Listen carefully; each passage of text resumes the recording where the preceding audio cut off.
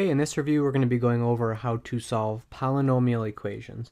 So just remember, a polynomial equation is an equation that has a polynomial expression on one side or both sides. And a polynomial is going to be an expression where the coefficients are real numbers and the exponents on the variables are these positive whole numbers. Okay, so let's start with solving linear equations. Linear equations are first degree polynomial equations. When we mention the degree, that is the highest exponent. So linear equations have a highest exponent on the variable of a 1. Okay, so starting off for the first one, 3x minus 7 equals 20. And hopefully we know how to do these. I'm not going to bother showing my work. We need to first add 7 to both sides and get 3x equals 27. Divide both sides by 3, and we get x equals 9. And you can check your answer for these, go back, plug it in the original, make sure it works out. Okay, next one gets a little bit more complicated. We have 2 times x minus 8 plus 1 equals 4x minus 5 times 2x plus 6.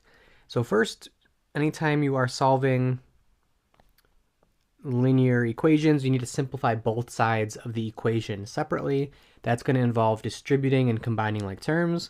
The left-hand side, we get 2x minus 16 plus 1 equals 4x minus 10x minus 30. Combine like terms. On the left-hand side, we get negative 16 plus 1, so negative 15. 4x minus 10x on the right. Negative 6x minus 30. And when I say left-hand side, right-hand side, I'm referring to the side of the equal sign. Now let's get all of the variables on the left, and we can add 6x to the left. We get 8x. Let's add 15 to the right. Negative 30 plus 15 is negative 15. Divide both sides by 8. We get x equals negative 15 over 8. Okay, and typically you're going to leave it as a simplified fraction unless the question is asking for decimal form. Okay, next one, we have 3 times x plus 8 equals 3x plus 24. So there's two issues that can happen when we're doing linear equations. So let's say we are solving this. We distribute on the left-hand side.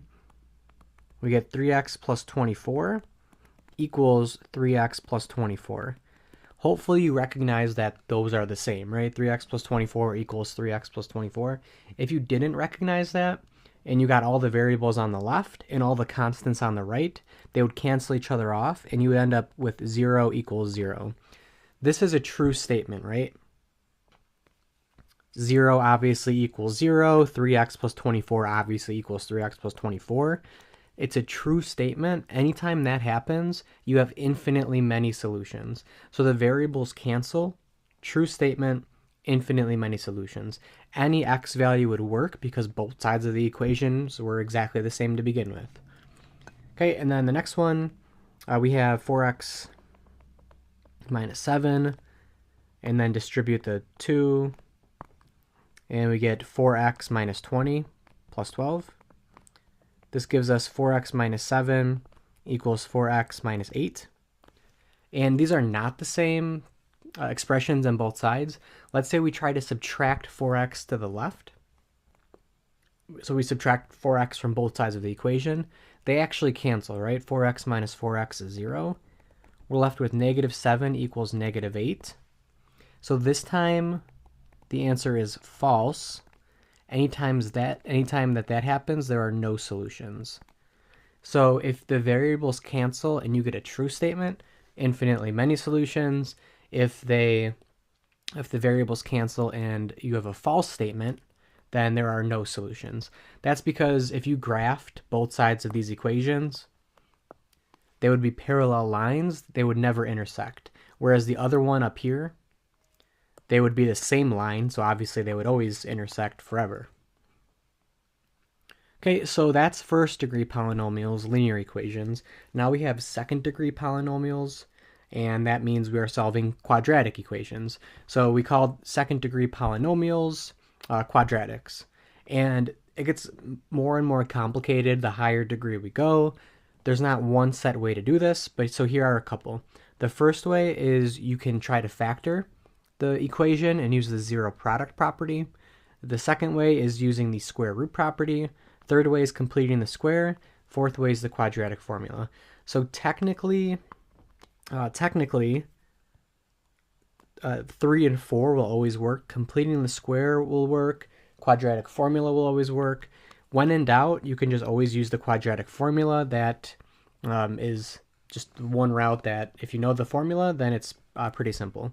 Okay, so let's go ahead and start with the first one, factoring in the zero product property. So you almost always, you typically for these, you want to get everything on the same side, expand it out, set equal to 0, and then factor it. This first one, for a, 3x times x minus 7 equals 0, that's already factored. We have 3x times x minus 7 equals 0. It needs to be equal to 0 in order to use the zero product property.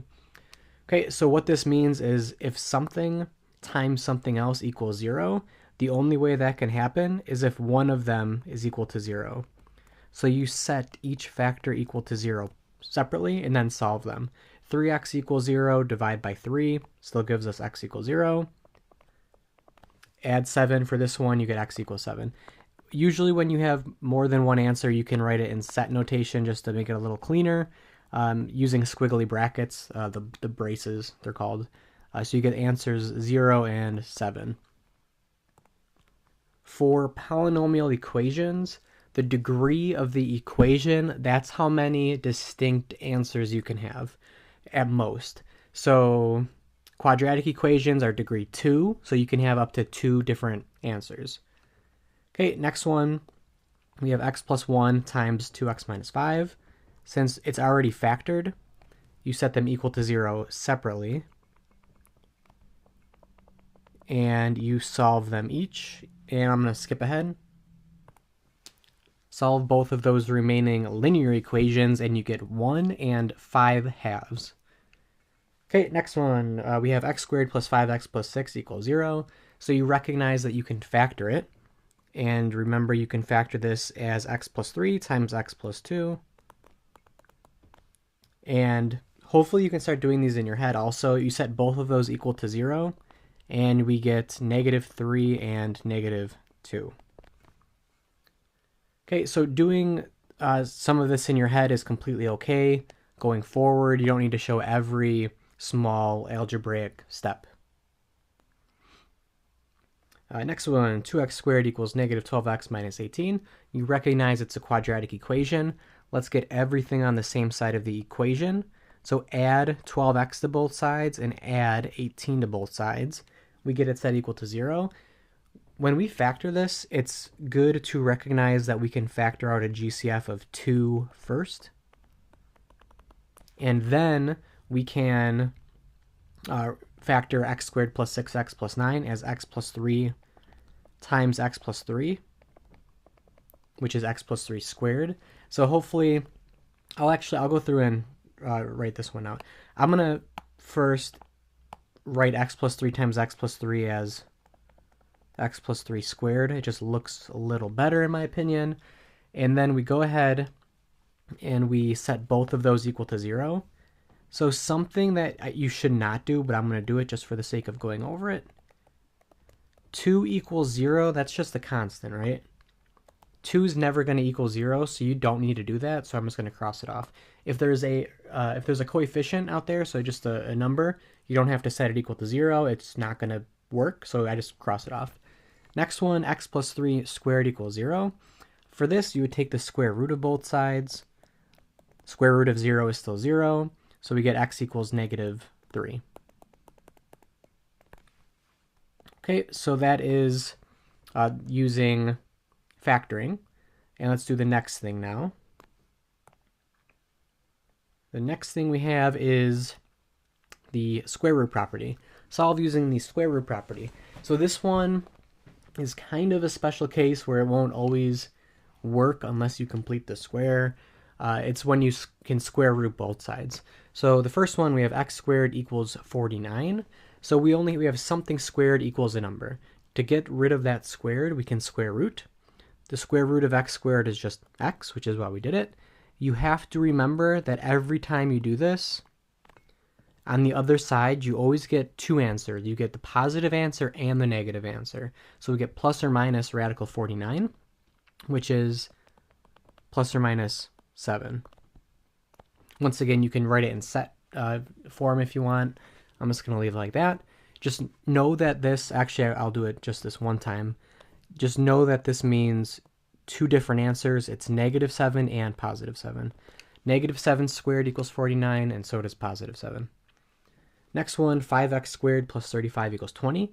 So notice that the x term is missing for b here. So we can solve for x squared. Subtract 35 on both sides, we get negative 15 on the right. Divide both sides by 5.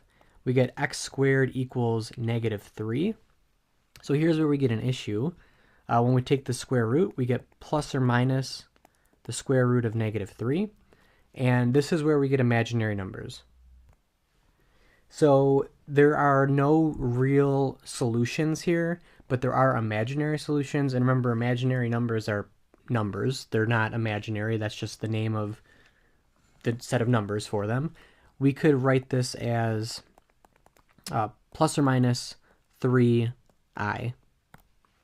Okay, so that is because the square root, I'll write it up here, the square root of negative 1 equals the imaginary unit I.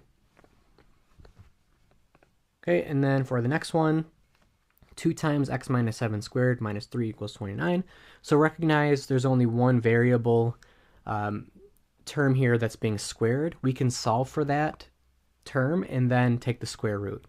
So first we would have to add 3 to both sides. And 29 plus 3, we get 32. Divide both sides by this 2. X minus 7 squared equals 32 over 2, which is 16. So we have something squared equals a number. We can cancel that squared by taking the square root. X minus 7 equals plus or minus the square root of 16. X minus 7 equals plus or minus 4. Square root of 16 is 4. Now we're going to have two things here. We're going to add 7 to both sides. And, sorry, it's getting a little squished. We're going to get positive 7 plus or minus 4. Typically, if you have a plus or minus number, you can just put that second. That's why I put the 7 first. We have two different solutions here. We're going to have x equals 7 minus 4, and we're going to have x equals 7 plus 4. So we get x equals 3, and we get x equals 11. And I'm just going to write that in using the set 3 and 11. Okay, so that's using the square root property when you recognize that you have the variable factor being squared and just isolate it and then square root both sides. Okay, next one is completing the square. Usually this tends to be people's least favorite one. This will always work, and there's kind of a set way to do it. You just have to know how to do it. Once you know how to do it, it's relatively simple. Okay, so first you want to get the quadratic on one side of the equation set equal to 0, expand it out, and you want the coefficient on the x squared term to be 1. This one is 1, so we are good to start off. What you have to do, you have to know this little expression, b over 2 squared. Okay, so the b here is always the coefficient on the x term. So in this case, it's going to be 6 over 2 squared, which is 3 squared, which is 9. Okay, so we found this number. Now we need to know what to do with it. What you have to do with this number is you have to add it to both sides of the equation. So we get x squared plus 6x plus 9 equals 9, right? We didn't change this equation at all. We just added 9 to both sides. So now you're probably saying, well, that's stupid. Why would we make it more complicated? The reason is we just created a perfect square trinomial. A perfect square trinomial is something you can write as a binomial squared. So you'll see what that means in a second. You know that you can factor this now as x plus 3 times x plus 3. That means you can factor it as x plus 3 squared. Right? X plus 3 times x plus 3 is x plus 3 squared. So that's the whole point of doing this, is rewriting, creating an expression that's a perfect square trinomial. So you can rewrite it as a binomial squared.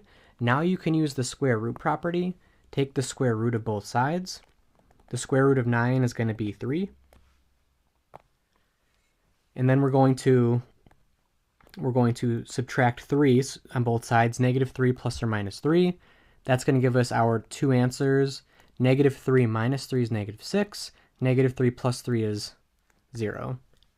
So you hopefully recognize that this can just be factored and solved for pretty simply, but completing the square also works. Okay, so what you're doing is you are adjusting the equation a little bit so you can create a perfect square trinomial, rewrite it as a binomial squared, take the square root, solve for the variable. Let's do one more here. So we have the quadratic expanded out equal to 0. We need this coefficient to be a 1. So what we can do here is actually divide both sides of the equation by 2 to get rid of that. So divide everything by 2. We get x squared plus 6x plus 3 equals 0. And 0 divided by 2 on the right-hand side is still 0. And technically the next thing that you're going to want to do is you're going to want to get the constant to the other side. So let's go ahead and subtract 3 on both sides. We get x squared plus 6x equals -3. And hopefully you recognize that this actually becomes just like the one that we just did, because it's x squared plus 6x. 6 is our b, so that's going to be 6 over 2 squared, which we know is going to be 3 squared, which is 9. And that's going to be adding 9 to both sides of the equation. Don't forget to add it to both sides. So we get x squared plus 6x plus 9 equals -3 plus 9 is 6. So you can skip, you don't have to write this out, x squared plus 6x plus 9. You can skip writing that, and you can skip right to writing it as the binomial squared. So the question is, how do you know when you skip it, how do you know what's going to go in here? The number that always goes in there is always going to be this b over 2 number before you square it. So it's going to be +3. If you forget that shortcut, though, you can always just factor x squared plus 6x plus 9, x plus 3 times x plus 3, x plus 3 squared. Okay, and we solve this, take the square root of both sides, plus or minus radical 6. It's 6 is not a perfect square, so what we're going to do is we're just going to leave it just like this. Subtract 3, -3 plus or minus radical 6. We get two answers, -3 minus radical 6 and -3 plus radical 6. Okay, so that is completing the square. Okay, last thing here is using solving the equations using the quadratic formula. So quadratic formula is when you have, let me write it up here, when you have a quadratic in the form ax squared plus bx plus c equals 0, then the solutions are going to be -b plus or minus the square root b squared minus 4ac all divided by 2 times a. Okay, so this formula actually comes from, hopefully you've seen it before, it comes from completing the square on this generic version of the quadratic equation. It's pretty cool seeing it done. If you want to see it, then let me know. So the quadratic formula is essentially the square already completed for you and solved for x. Okay, so let's go ahead and use that, and make sure you have this memorized because it's not going to be given to you ever. Okay, so using the quadratic formula, let's solve x squared minus x minus 12 equals 0. So first, recognize this is already expanded, set equal to 0, so we're good to go. And that's going to be x equals I'm going to skip ahead and show you how I like to do it to make it a little bit cleaner. So negative b, I'll write this one out first. A is 1, b is negative 1, c is negative 12. So negative b is negative negative 1, which is positive 1, plus or minus the square root of b squared. B squared is 1. Negative 1 squared is 1, minus 4 times a times c, all over 2 times a. 2 times 1 is 2. So I like to kind of do it like that for the first step. It takes care of the negative b and the b squared, makes it a little cleaner. So we have 1 plus or minus the square root. Let's do this one in our head. We have negative and a negative, right? It's going to be positive. So it's going to be 1 plus 4 times 12. 4 times 12 is 48. 1 plus 48 is 49. So it's 1 plus or minus the square root of 49 divided by 2. We know that the square root of 49 is 7. And we can go ahead and split this up now. So it's going to be either x equals 1 minus 7 over 2, or 1 plus 7 over 2. 1 minus 7 is negative 6, over 2 is negative 3. 1 plus 7 is 8, divided by 2 is 4. Okay, so this one could have been factored from the beginning. You could have solved it using factoring, but you can see that using the quadratic formula isn't too much effort. Okay, next one we have 2x squared plus 3x minus 3 equals 0. It's already expanded, set equal to 0. Let's go ahead and plug it in. So it's x equals negative b plus or minus the square root of b squared minus 4 times a times c, all over 2 times a. So 2 times 2 is 4. Okay, so let's go ahead and simplify. So this portion right here, the b squared minus 4ac is the discriminant. So that's just what it's called, and it has a name because it's important. It actually tells us how many solutions we're going to have.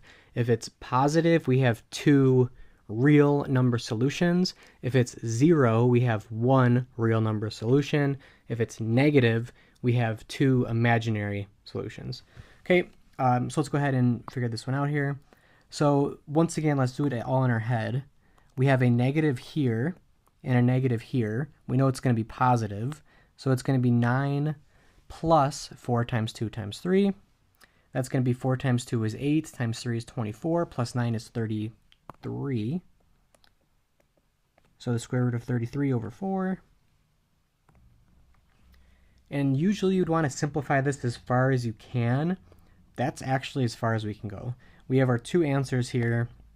Negative 3 minus the square root of 33 over 4, and negative 3 plus the square root of 33 over 4.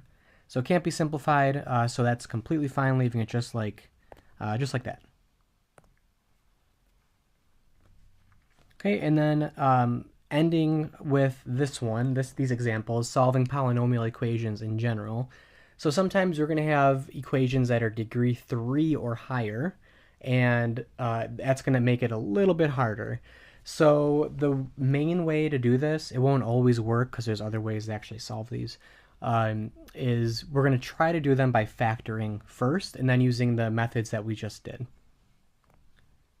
Technically, we have the quadratic equation for quadratic equations, and technically there is, if you have a cubic equation, technically there is a formula for that, but it's very long. That's why we don't really memorize it at all.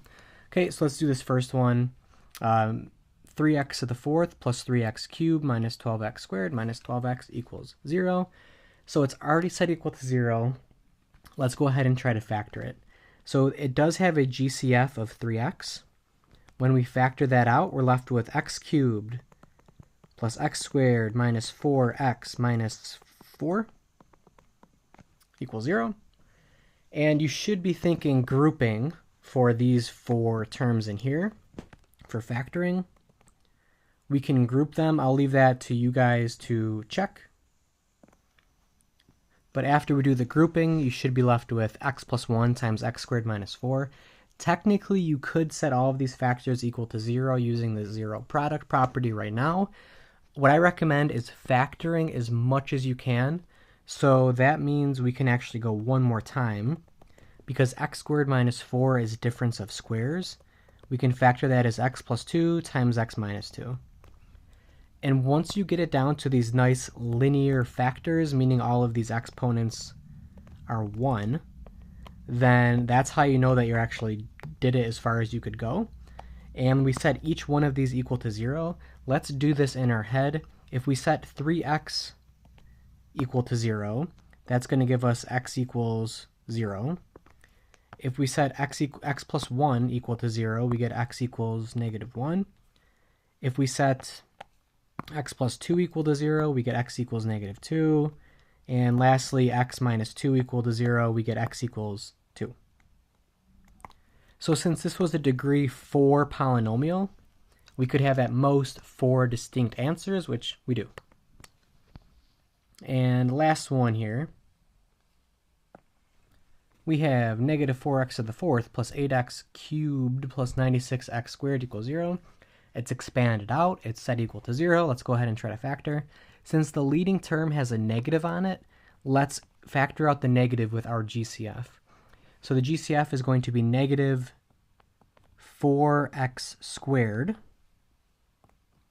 And after we divide that out front, let's see what's left. It looks like we're going to have a positive x squared minus 2x minus 96 divided by 4, 24, minus 24.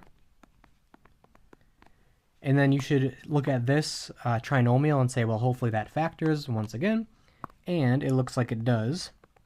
It looks like it factors to x minus 6 times x plus 4. Negative 6 times 4 is negative 24. Negative 6 plus 4 is negative 2. And now we can go ahead and set all of these equal to 0. So let's try to do this in our head once again. I'm going to write this one out over here first. Negative 4x squared equal to 0. This one should be the easiest one to do in your head, but I see some people mess this up. Technically what you would do is you would divide both sides by negative 4. 0 divided by negative 4 is 0. Take the square root of both sides. Square root of 0 is still 0. So it's x equals 0. You should be able to recognize that the answer to this is 0 without doing any work though. Negative 4 times something squared equal to 0. Clearly the answer has to be 0. Okay, so that one gives us 0. X minus 6 equals 0 gives us 6. X plus 4 equals 0 gives us negative 4. And we are done. Okay, so just make sure that you know how to solve these polynomial equations. Okay, so that's it for this review.